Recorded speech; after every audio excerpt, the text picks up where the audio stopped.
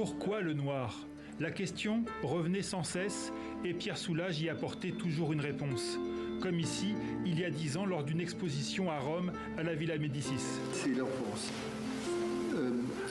Quand j'étais enfant, on m'offrait des couleurs et on ne comprenait pas pourquoi je préférais tremper mon pinceau dans l'encrier d'encre noire plutôt que d'utiliser les couleurs qu'on m'offrait pour mon anniversaire notamment.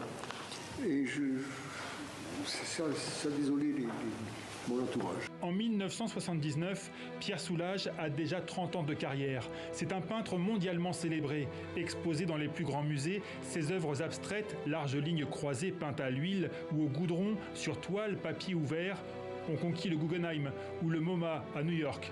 Il décide alors d'aller plus loin, de recouvrir toutes ces toiles de peinture noire. Puis il les strie, les racle ou les lisse, crée des irrégularités et contre toute attente, la lumière surgit. Les états de surface transforment la lumière et quand vous vous déplacez, ce qui est tout à fait nouveau pour une toile, pour la peinture en général, quand on se déplace devant la toile, les clairs et les sombres basculent et l'image de la toile se modifie totalement. Tout est noir, outre noir même, selon le mot créé par le peintre, et pourtant, aucun Soulages n'est monochrome. Que la lumière vienne de la couleur qui, par définition, est la plus grande absence de lumière, ça m'intéresse.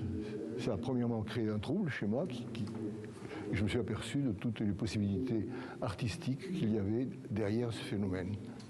Un phénomène spectaculaire qui crée autant de sensations différentes qu'il y a de spectateurs. Malgré son apparente austérité, l'œuvre de Soulages a donné lieu ces 30 dernières années à de grandes expositions, du Centre Pompidou à Paris au musée de l'Ermitage à Saint-Pétersbourg.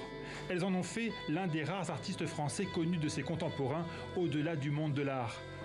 Consécration ultime en 2014, la construction d'un somptueux musée Soulages à Rodez, dans son Aveyron natal.